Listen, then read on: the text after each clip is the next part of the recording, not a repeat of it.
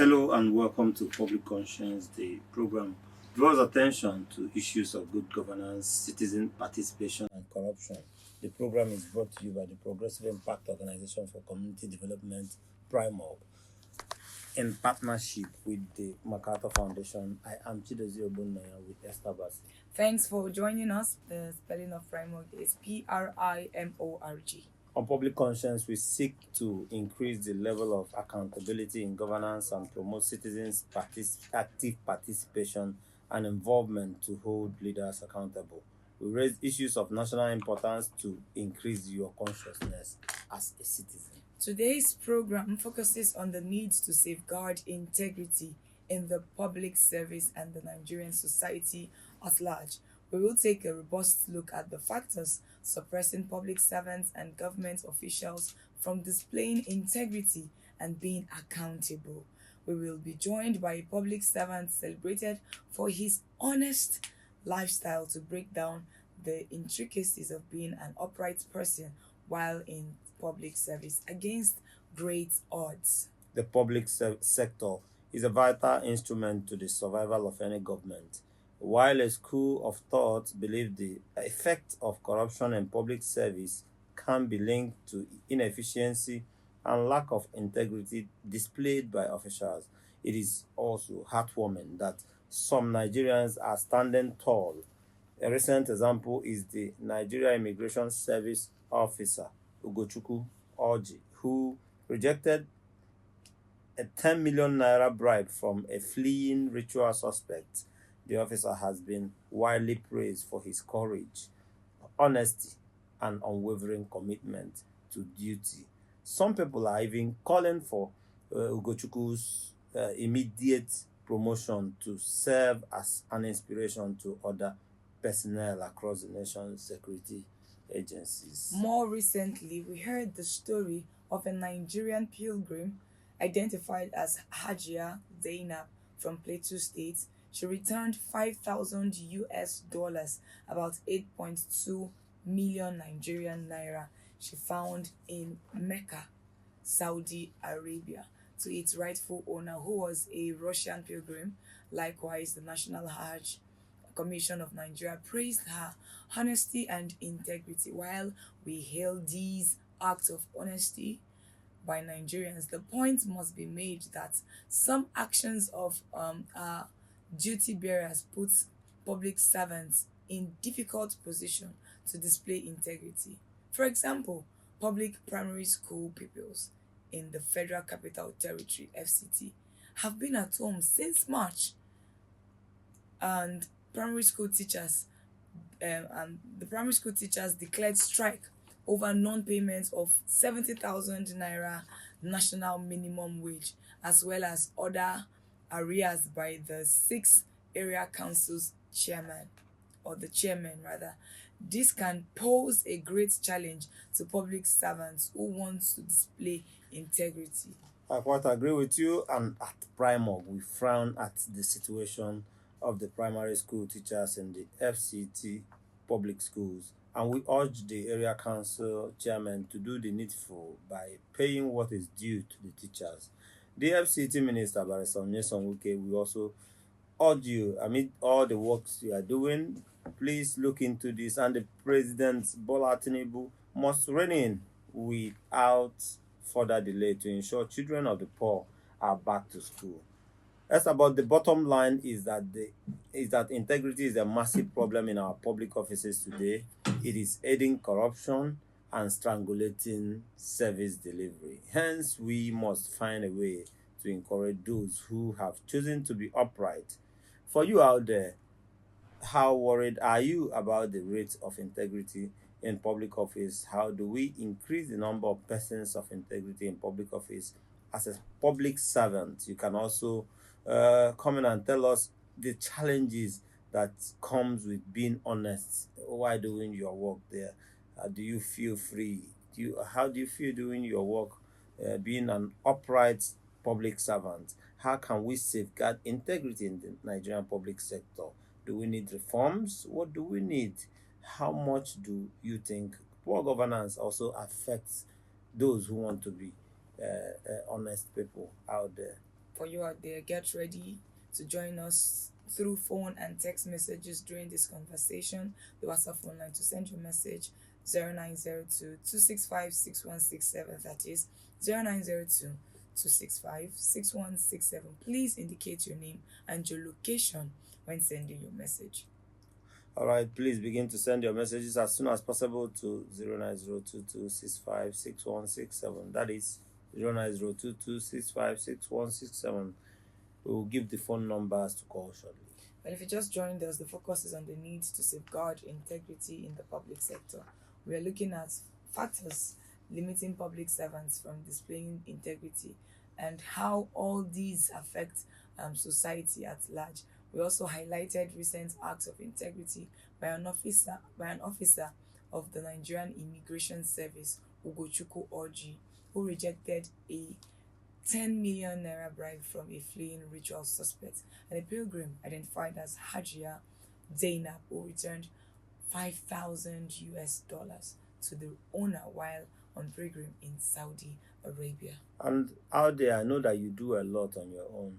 I will want you to say, keep the flag flying. But for more on the challenges of integrity in public service, like we said, and how we can surmount it, we'll be joined by Philip Ezebunam, who is a public servant par excellence. He was recognized as an integrity icon in 2020 by Accountability Lab Nigeria.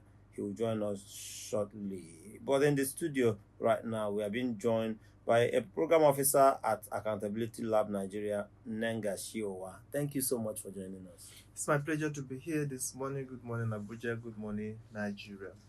It's a good time again to see you and talk about integrity in public sector, which Accountability Lab has done a lot of work in trying to fish out those who are standing upright out there, raising the flag of the highest ethical standards out there in public service. But let's start with your assessment of the challenges of integrity in the public sector and the society at large, and why does it seem like a scarce resource? So thank you so much, Jose and Lester. At Accountability Lab, we are proud of the work we do, especially in identifying and celebrating and supporting men and women of integrity in the Nigerian public service. However, we'll be quick to say that integrity is one of the most needed virtues in the Nigerian society, but unfortunately, it is also one of the least discussed issues as concern our nation. So it is needed, it is expected that we should have it, but people don't take the bull by the horn by opening up discussions around this. And I think I'm also proud of PRIMORG for also bringing issues like this on the public conscience, so that Nigerians will listen. We also get to understand that we have people who are actually putting in their good efforts within their little corners to see that they're doing what they have to do. Now to your question, lack of integrity in the Nigerian society. This has so many factors contributed to it. And let me begin with this very first. First, my background as a student of public administration enabled me to understand that Nigerian society, especially the public service, used to have, I'm using the word used to have, because in books we find that there is a code of conduct that every public servant coming is supposed to know about this and all of that. But to shock you, Dozier, to know that in the last 15 or almost 20 years ago, public servants who are recruited in the Nigerian Federal Civil Service, many of them, just being careful of the fallacy of wrong generalization, to say all of them. But 95% of them don't even know what that code of conduct is about. They don't read it? They don't. Nobody told them about it. There were no training where they would be exposed to it or handed over to them. I had a discussion with a deputy director in the Ministry of Health about 2 weeks or 3 weeks ago, and he was telling me how those days, when you come in, you have a joint training, you are exposed to issues of integrity in the public service, the code of conduct, and how you are expected to live, ethical behavior. This has not happened in so many years. Why? So we have a crop of public servants that don't really understand that this thing exists. You asked me why, Esther, and I will tell you the immediate why behind it. And that why is the second reason why we don't have integrity pronounced in the public service. And that why is because of the nature of the recruitment in the public service. As we speak today, recruitment in the Nigerian public service, in quotes, is done by the Federal Civil Service Commission. But in actual sense, people who come into service came in because they know some senators, they know some members of House of Representatives, they have affiliations with some ministers, they are in-laws of some aides to the presidents of ministers or one of those highly placed So people. you must know somebody so you who have knew. to know somebody who knows somebody who knows somebody for you to get the job. So when they come in, and unfortunately, recruitment at the Federal Civil Commission happens almost every single day of the year.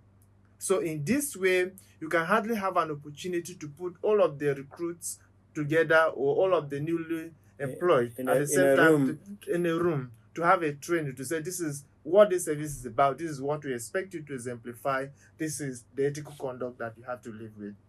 The third issue has to do with, as a fallout of this faulty recruitment, what you find out is that ordinarily, the public servants are supposed to own their allegiance to the service.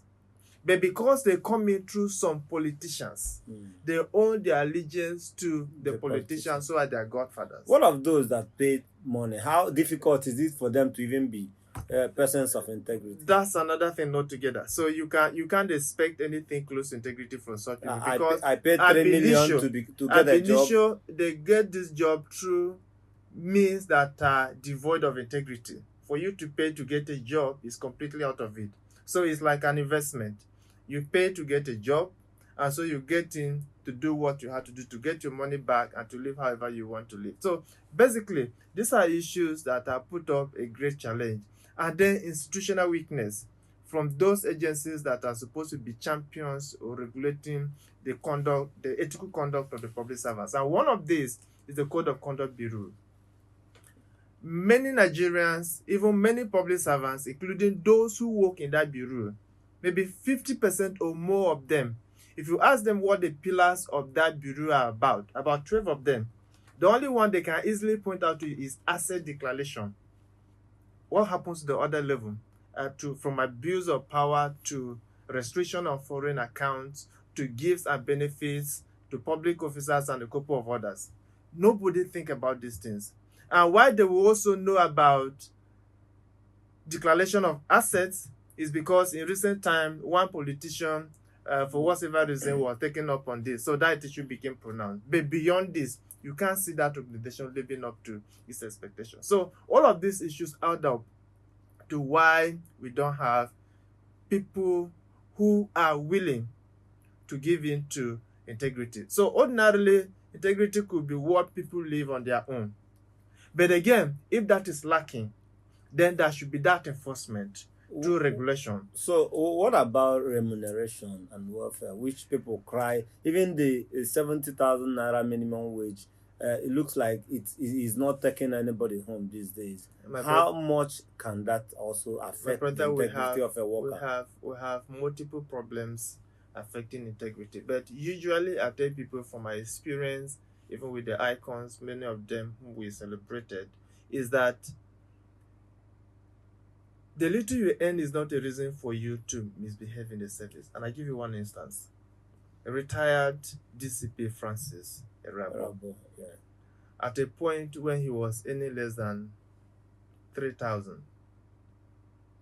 And the 3,000 was not paid for over 6 months. And yet this man refused to take as much as a kobo from any Nigerian on the road, from the police station, or say, as the case may be. So this is just to tell you that people who are determined to leave this out, they do it irrespective of where they find themselves. In any case, I'm not justifying the fact that these monies, these little stipends that are supposed to go as minimum wage, as remunerations to the public servants, should not be paid them. As a matter of fact, there is no reason why they should not be paid. State governors who cry they cannot pay 30,000, 70,000 naira minimum wage, are the people flying about the country every now and then. They are living large, and when they leave that seat, they still sit back to enjoy humongous benefits as former governors. So, ordinarily, there is no reason for this. Of course, this is also contributing. But again, generally, the culture of impunity that goes on in a country is another big thing. So you wake up while you are trying to say, oh, public servants, you need to do this, you don't need to do that, and this and that. You see politicians exhibiting exactly the opposite of what you are preaching, and nobody holds them accountable. So when you have a system that you find a set of people, of course, know that all of these people are public servants, whether they're career or appointed or elected, they're public servants. But you find one sector who are bent on doing wrong things, and nobody is questioning them. And then you find your way trying to maybe force it upon other persons. That doesn't work. Then you have a problem of selective application of these punitive measures. And for the listener, for me, my clear or simple definition of impunity is that when you know that you can do something wrong and nothing will happen. Yeah. Yes, it becomes something you can repeat. You can even brag about it. You can even brag about it. I will steal this money and nothing will happen. And then you go ahead and steal and nothing happens. happens. Esther, you want to ask Nenga a question? Yes, you mentioned earlier that we have 95%, without exaggerating, right? Yeah. 95% of our civil servants out there that do not really have integrity, right? No, that's not what I mean. They don't even know that there is a code of conduct that should regulate them to having integrity or living ethical behavior within the service. So we have a resultant effect of them behaving. Yes. Okay, so since we have that as a challenge, and now our current hardship based on the economic policies that we're experiencing, how easy do you think they will keep up with, even the culture of integrity, those that are even in the 5% of the 95% you've ruled out? It's a difficult tie here. It is. How do you think? It is quite difficult. It is quite troubling. It is quite traumatizing for people who want to keep up with that pace, I can admit. You see, a number of times people talk about these things as if it is a rocket science kind of a thing, that okay, when you put this, then this happens. And of course, those measures have to be there. But to be very honest with you, we go to market with this same other set of people who loot and live large. You won't go to market and buy, let's say, a basket of tomato for 7,000 because you are a man of integrity. If they're selling it for 20,000, you buy it at the same amount. And then all of these things goes to impinge on the determination of some of these people who ordinarily may want to live upright lives. Now, so this is the challenge. So in natural sense, that is a great impediment of its own, because people face hardships. Some, they have their children sent out of schools. To just in your background, you mentioned the FCT, where the children. I was going to come to that. Exactly. But go on. Yeah, where the children have been at home for about 3 months today or more, about 4 months. It's more than from March. 3 months. It's about 4 months, yeah. right? So it just because their parents, who probably are public servants, cannot afford paying 500,000, 600,000 in private schools. So they have to go to these schools, and these schools are shut down. These people struggle to go to office every day, and they come back, they could hardly put food on their table. The health insurance is not working, so they have to pay for the health of their children and themselves out of pocket. This money is not coming. So most time when you put all of these challenges together and an opportunity to do one wrong thing and maybe get some money or live better, there is that temptation to do it. So these impediments add up to the challenge of those who want to live. And basically, they're also exposed. And let me quickly add this: the whistleblowing policy of the former president, which is still in place up to today. The current president didn't abolish it, so it was not abolished. So in principle, it is there. But in practice, it is as good as abandoned. And I was going to mention instances. We have somebody from JAM who blew a whistle on some bad happenings in that office here in Abuja. That man has been was dismissed, has been following these issues with concrete evidence for years. Nobody's has answered him. There is also a guy in one of the federal colleges of education in Delta State who blew a whistle. He was sacked. The evidence are there. He has approached everybody that he needed to approach, and nothing has happened. So when you have some of these pockets of impediment, ordinarily these are supposed to be safeguards for people of integrity. But this turns against them. So by implication, what this means is that it also discourages people who ordinarily want to expose this evil and live upright lives within the public service. So these are the issues we have, and when you look at it very well, it threatens the growth of the nations. You know, you want to ask yourself, what is the incentive for being a good person? But we also have to encourage and praise those who are above board, who in the midst of all the economic issues and challenges, they have decided to stay on integrity, being upright, honest, saying the truth while they do their work. You know, we have to encourage them. And for me, I think every platform and every encouragement we need to channel towards them to ensure that this continues. How do we expand the number of persons of integrity in our public service?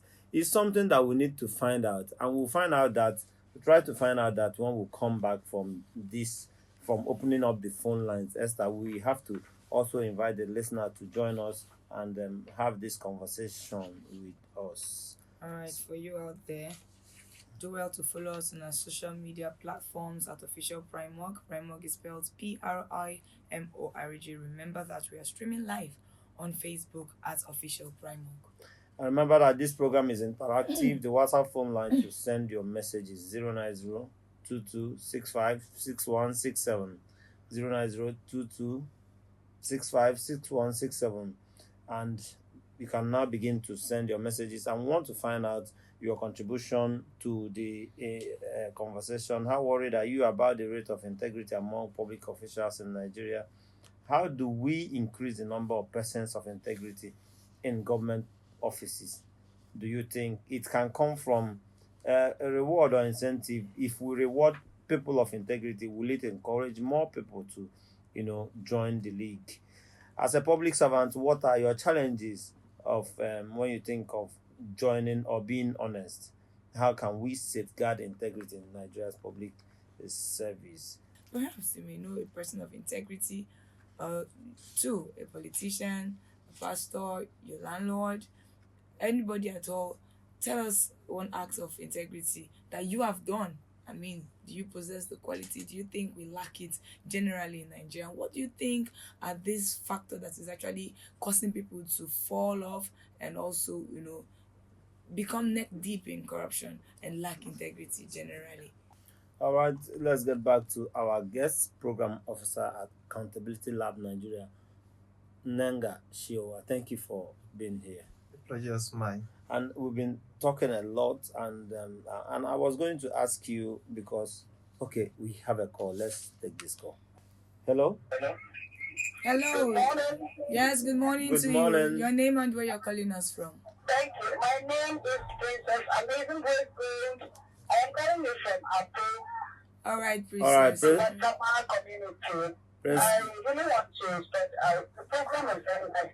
We're talking about integrity. Of Are you course. with me? Yes, we are. yes.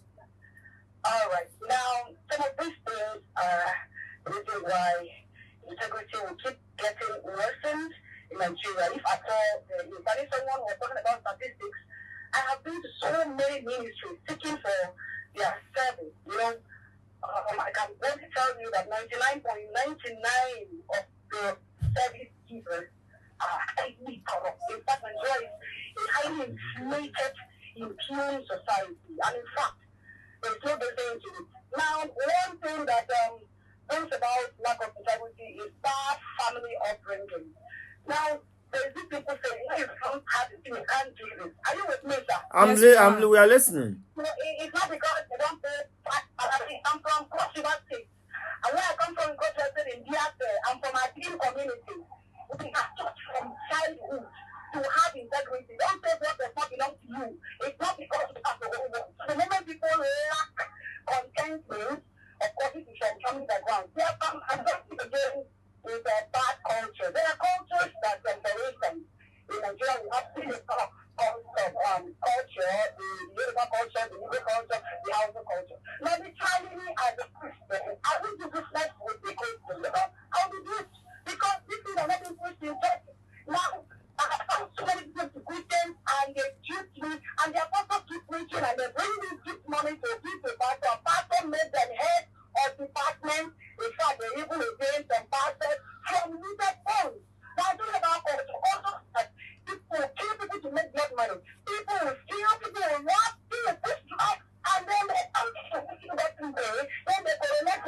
business of a place. Because cultures can never have any way to opening up in that way to them. And of course, society has become a norm to impunity. And of course, the line is not intuitively. That was talking about this. In general, we talk about how to do one life. Okay. Then the third one is talking about leaders, how we make our leaders. When we have a culture of Nigeria, I want to say that one time, let me can talk.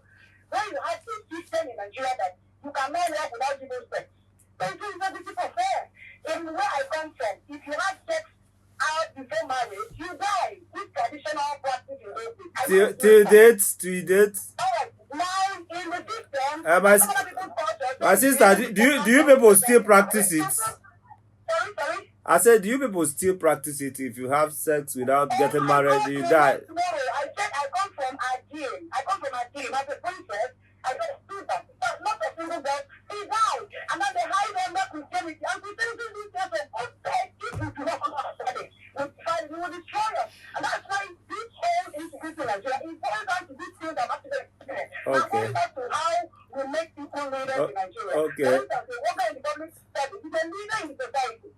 It's supposed to be offered. So when you have a ill background, family-wise, culture-wise, and therefore have to pay gratification, pay sex, or pay money to get this job. Okay. It will kill that very society. Just yesterday, I left the police station like this here, and you see a family man came to do investigation, got the facts and video them, and then the other person ran who was called the head there, they are the majority. You know, this kind of tribalism and so on. When they go to the second man, don't bring these things out. Let us turn so that this policeman will not be safe. You will never get a society that is near integrity. All right, Thank you. madam. Thank you so much. much. I enjoyed the conversation a lot. In fact, she listed a lot. Yeah. And culture is the people's way of life, Esther. Before religion will start, the culture will start from home. She said it has to be from home. Let's see who else is joining us. Hello, your name and where you're calling us from. Good morning. Esther, good morning. Good And morning. our guest in the house, good morning. Yes. Morning. Yes. Your name. Frank. Yes. My name is Frank. Frank, Yes, thank you for joining us. Thank you so much, sir, for what this topic you people brought up. You see, we have a very poor rewarding system in this country, and that is one thing that affects the integrity of the people. I'll give you an example. My wife ordered a car from Nyanya going to the one the other day. He uses an iPhone. So the car she entered, I don't know how she forgot the phone on the street, and she has already come down and want to work. When she was looking for the phone, she couldn't see. She was calling the phone. And the guy that got the phone was this Hausa guy. And he doesn't even know how to operate an iPhone. This is not a touchlight phone because his phone was touchlight. So when the phone was ringing, he kept on pressing this. Somehow I'm already giving up. Frank, you have to complete this story. We want to know what happened. We want to know what happened. Or you can get to our Facebook and also drop a line or two, read it out. And they say culture is important. The second caller said reward system. Frank, it's good to have you back. Yeah, I'm back. So Alright, I went like all the line. The guy couldn't pick, but he picked up my own line because he was saying my love on my phone. He picked up my own line and he installed it on his own touchlight phone, which he knows how to operate, and called me.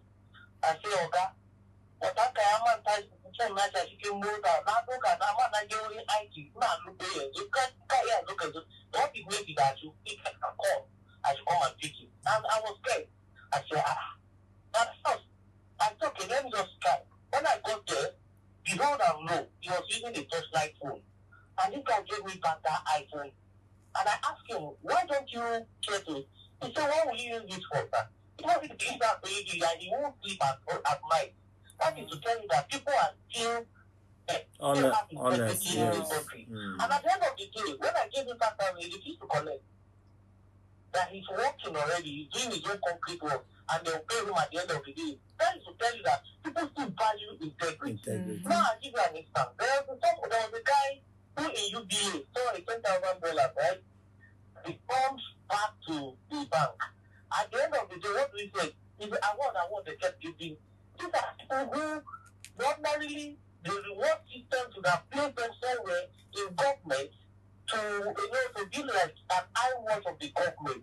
That when people see this kind of a thing happening, they will not begin to emulate people who have already done it before. Already laid out this principle. Yes. So that is what I'm saying. The reward system is not for that we celebrate even criminals than how do I call it? It is this country now that you see somebody wrote jam and manipulate his score, and the next thing he got scholarship. Meanwhile, somebody who wrote jam got 300 and something score, his parents do not have money, will still be struggling to go to school. That is what we are talking about. The reward system is so poor. That is one. Secondly, what do you get? Them calling and all sort of you think you are the only good person, and you reflect all of your life. These are things we have heard about people. Because at the end of the day, when we make ridicule of them in the society, when they are walking on the street, we look at them and point out at them and say, yeah, you think he's the only person who serves God. And these are the kind of things. So, the backlash is so much that people become discouraged at the end of the day. All right. What we still do, we still pray that we continue to go in that right direction, and God bless Nigeria. All right. All right. Thank you. We must Nigeria. keep talking about integrity and encouraging people to live integrity lifestyle. Let's get back to Nenga Showa. Please react to the Yeah, calls. thank you so much to the callers, Princess, Frank. I can't remember the other person's name.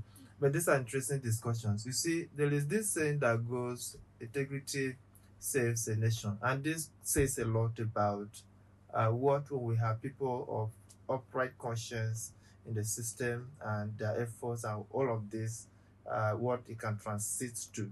And you see, everything that I've said is very correct. Some of the, we can't completely outline the challenges for why we have a failing system or we lack integrity in the system, because there are many of them. And everything they pointed out from family value system, which many have abandoned. You can't find families who say, you see a child goes to school, come back with what the parents originally did not give him or her. And nobody asks him, oh, where did you get this?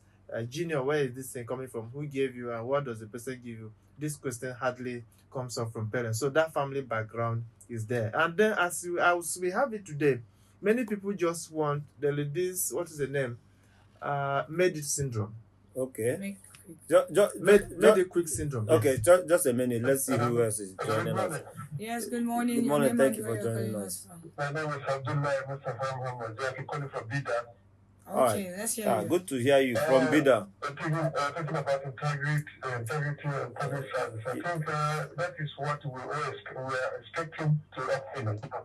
But Nigerian system discourages integrity because of welfare.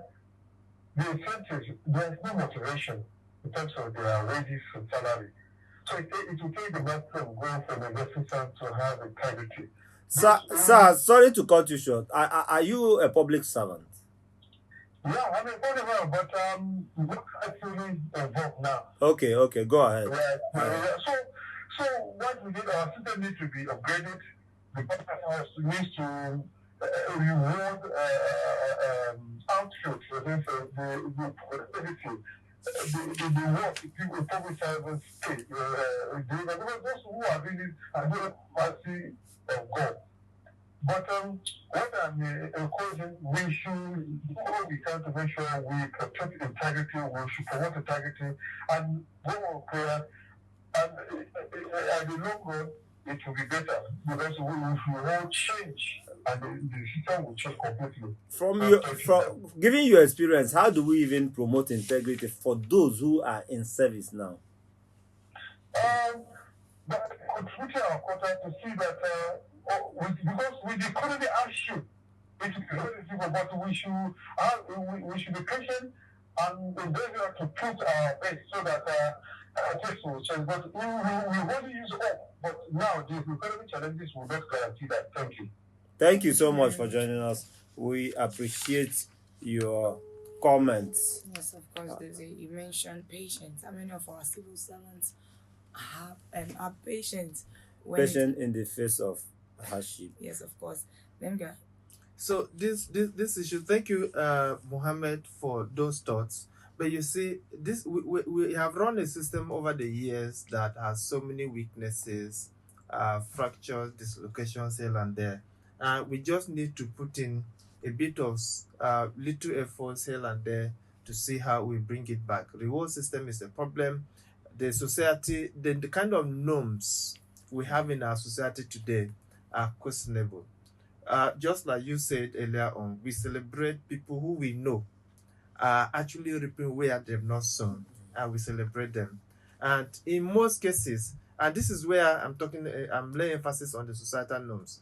In most cases, if you are elected a local government chairman, they know that at the time you were going in, you had a Peugeot 406, and then after serving 2 or 3 years, you come up, you are still driving the same car, you are living in the same house, you cannot put. The community may cost The you community for- will cost you. You say this is Me, this they will is cost a you. son of a forsaken family. just want to They, suffer, choose they to don't want suffer. to live well. They are meant not to do well. And you must have built schools. You must have built hospitals.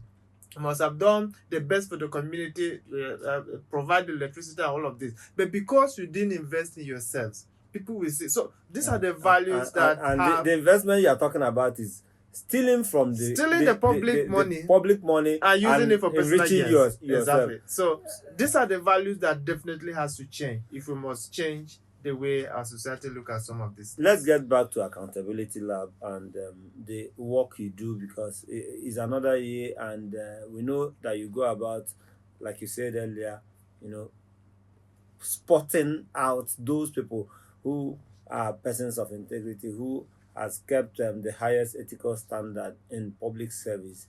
What do you have in stock for the year 2025, and what should we be expecting? That's a great one. Over the past 8 years, we've been running the Integrity Icon campaign at the level of Accountability Lab as an organization, with some few collaborations with some civil society and government agencies. But for this year, we are rethinking that process. We have had a series of meetings with government agencies like the ICPC. Remember, the ICPC also have a form of integrity award that they do. For the past 2 years, they have not done that. We've also had some communications with the EFCC, the Code of Conduct Bureau, and a couple of other civil society organizations. What is the discussion about? We are envisioning a situation where the campaign will not just be an accountability lab thing, there will be a partnership between anti-graft agencies and a number of civil society organizations. So in that way, we'll make the campaign bigger, we'll make the award bigger and much more celebrated. And just like some persons are mentioning reward, we are rethinking besides or beyond celebrating these people on the world stage, putting the cameras before them, putting them on television and social media, what else do we do to them based on their needs? So that we are also with that, we are looking forward to, at the end of this year, when we have the award, if we have outstanding public servants who probably don't have houses, maybe we can look out for how do we provide houses for some of these persons. Maybe there are some of them whose kids are struggling in schools, they can't pay their school fee. Efforts could be channeled towards something like scholarship and stuff like that. But that is what we are thinking.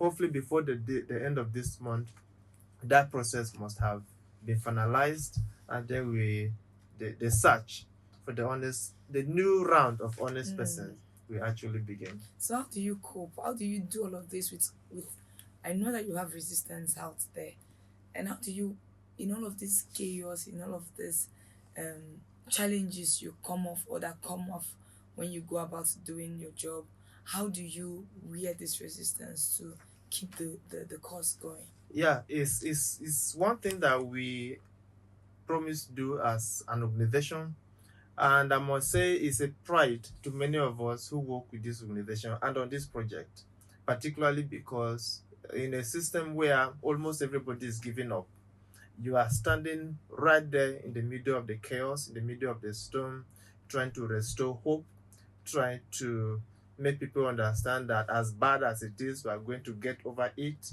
and trying to give that confidence, building that trust with the citizens, that we still have a good number of public servants, men and women of integrity in the service who are doing great things, and then projecting these people to the world is quite difficult, but it's one thing we are determined to do. So I know a number of name calling people when reaching out, people will call you scammers, people will, and some institutions will reject the approval of some of the people that have been nominated for the award. A number of things happen actually. But one thing we are not giving up is something we must do. And it's something that is actually generating some impact because a number of icons were awarded. Some of them are already mentoring people who are behaving like them. Some of them are grooming younger persons to behave like them. Some of them are building networks of people like them within the places they work. So we are looking forward to a kind of a diffusion, maybe in the next 5-7 years, where these people that are growing up in the system, building men of integrity, building these networks, and with the new rethinking we are putting in place, we begin to see that collaboration between men of integrity in the public service and the graft agencies that are there to support them, bringing up some kind of reforms, applying some punitive measures. Most of them must have also grown through the ranks to have reached some managerial positions that they may begin to effect decisions on their own without necessarily depending on people, and that will give us a leverage of hope that we are actually looking for. It's good that you are laying foundation so that, because no house will be successfully built without laying foundation for it. So we encourage you, kudos to that, for what you're doing at Accountability Lab. As we wrap up, let's look at two things: how the government, we have a president who is leading the government, President Bola Tinubu, and even at the state level, all of them, they have their roles in instilling, entrenching integrity in the public service.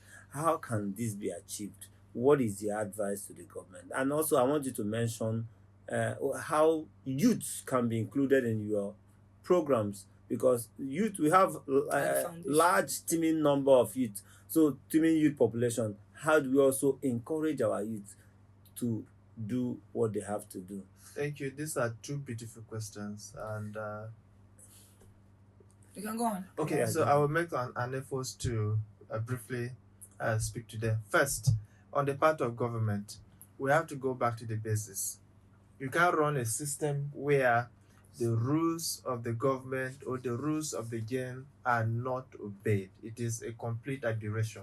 One, let the recruitment process take its natural course. People, let it be competitive, let it be open, let it be transparent. People should be able to find their way into the service because they are credible enough to work in these positions. Nanga, I'm going to stop you here because it's all unfortunate. Our time is we are out of time, but we've been joined by our integrity icon, the man we celebrate so much, Mr. Philip Ezebulam, who is celebrated for his uprightness in public service, public servant par excellence. Thank you for being here, and a 2020 integrity icon. Thank you for having me. We are running out of time, but we must allow you to say something before we wrap up. At least we'll give you 2 minutes, 3 minutes to say something.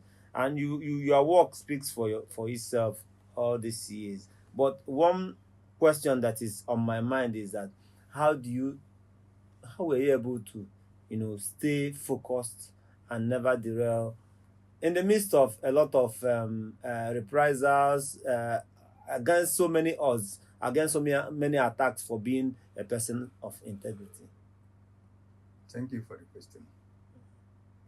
Me, staying focused is a personal thing. I decided to imbibe the culture of integrity, good character, no matter the odds. That's why I was able to stay on up till now. And nothing can sway me. Since I was not swear when I was younger, it's not now that I will swear. What I'm doing now is to model younger people, use my story to illustrate to them that they can do it, that is doable. I know the terrain is difficult, I know the terrain is not friendly, but once you remain focused, you are focused. Do you regret anything for the kind of lifestyle you've lived as a person of integrity in the service? Not at all. Even the opportunities you've lost? Not at all. For the government and the society and those looking up to you, what would be your advice to them on instilling and entrenching integrity into service, public life, and even our, normal life in the society? If you can give us that in 1 minute, so that we'll wrap up. My advice to the ones who are looking unto me is that, the Bible in book of Proverbs says, train a child the way he will go. When he grow up, he will not depart from it. So if you are embedded with this culture of being disciplined, discipline is a watchword, and you have the fear of God in you, and you study the Word of God, there are a lot of things you cannot dare to do. Like me now, there are things, if you like, bring CBN treasury before me, I will not do those things because I need money. Because money will come, money will go, and we will leave it and go. That is my consolation in doing what is there, because we brought nothing to this earth and we are taking nothing out of this earth. Beautiful. We must thank you so much for your resilience, for your strength, for everything you represent. And I just wish people will emulate you to the fullest, and we'll have a better society that we will all be proud of. We must thank you so much for finding time to still come to this program. Yes, we have to round up the program at this point. Our time is fast spent. All right, for you out there, please visit our news website, primorgnews.org. That is primorgnews.org for all the details of our reports and interviews.